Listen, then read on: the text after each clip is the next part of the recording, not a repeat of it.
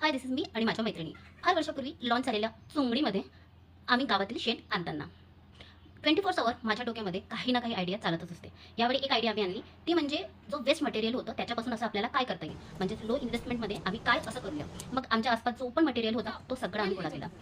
अंधेरीचे उजाडले की तरफ म्हणत आम्ही कामाची सुरुवात केली. सगळे इन्ग्रेडियंट एक एक इन्ग्रेडियंट खूप काळजीपूर्वक हाताळून शेणामध्ये ते मिक्स करून पीठ भिजवावं तसं त्याप्रकारे पूर्ण मिश्रण तयार केलं. घरातील जे पण रिकामी डब्बे होते त्याचे झाकण आणून आम्ही गोवऱ्या व्यवस्थित गोल आकाराच्या थापल्या. शेणाच्या वासामुळे नाकातल्या केसांचा खूप बुरा हाल झाला, तरीही आम्ही गोवरी खूप व्यवस्थित खूप असं त्याला छानसं फिरू रेडी केली. मग त्याला एक सोट असा सिद्ध केला. खूप परिश्रम आणि धीर धरून फायनली आम्ही आमचा प्रोडक्ट तयार केलेला. स्वदेशी तत्वाचा पुरेपूर वापर करून आणि गांधीवादी या तत्वावर चालून आम्ही बिलकुल ऑर्गॅनिक पद्धतीने आमची गोवरी तयार केली. सगळ्या पॅक केलेल्या गोवऱ्या एका बॉक्समध्ये भरल्या.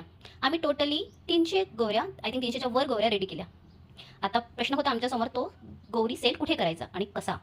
फायनली नेक्स्ट डे, नो मोर लट्टावट्टा, ऑनली वेअर करते दुफाटा, असं म्हणून आम्ही पोहोचलो अजूनसरा श्री संत भोजाजी महाराजांच्या मंदिरात. एका साईडला पूर्णाची पोळी आणि दुसऱ्या साईडला गुलाबांच्या फुलांची जोडी घेऊन आम्ही पोहोचलो महाराजांच्या मंदिरात. मन भरून महाराजांचे दर्शन घेतल्यावर क्षणभर विश्रांती घेऊन आम्ही ऑल टाईम फॅशनेबल असलेला थैला हातात घेऊन आम्ही पोहोचलो आमचा प्रोडक्ट सेल करायला. पहिल्या दुकानात गेल्यानंतर खूप सारं कन्व्हर्सेशन करून आपला प्रोडक्ट त्यांच्या हातात देऊन नॉन स्टॉप स्पीच देऊन त्याच्यानंतर फायनली आम्ही आमचा प्रोडक्ट सेल केला.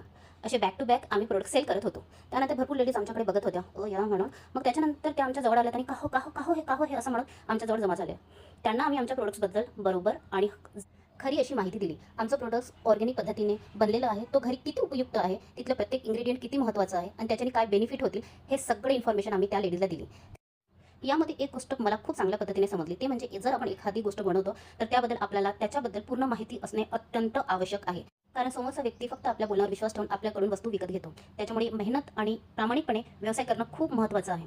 अशा प्रकारे बराच सारा आम्ही आमचा माल अजनसरामध्ये सेल केला. अजनसरामध्ये आम्हाला अपेक्षा नव्हती तेवढा इतका सुंदर प्रतिसाद मिळाला.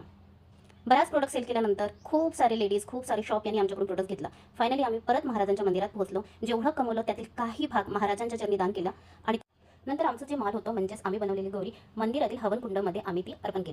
आम्ही पोहोचलो जेवण करायला, कारण आम्हा सगळ्यांना खूप भूक लागलेली होती आणि आम्ही आमचं माल सेल झाल्यानंतरच जेवण करू असा विचार केलेला होता. जेवण खूपच सुपर होतं, खूप सुंदर. तिथली पुरणपोळी खूप मस्त होती. आम्हाला ती सगळ्यांनाच खूप आवडली. मेहनत कधीच वाया जात नाही हे वाक्य आमच्याबाबत खरी ठरली. आम्ही ज्या मंदिरात होतो त्या मंदिरातील ट्रस्टीसोबत आमची भेट झाली. त्यांनी आम्हाला आमच्या प्रोडक्ट्सबद्दल सगळी माहिती विचारली आणि त्यांनी सुद्धा आमच्याकडून माल विकत घेतला. त्यानंतर आमचा वेळ झाला घरी यायचा.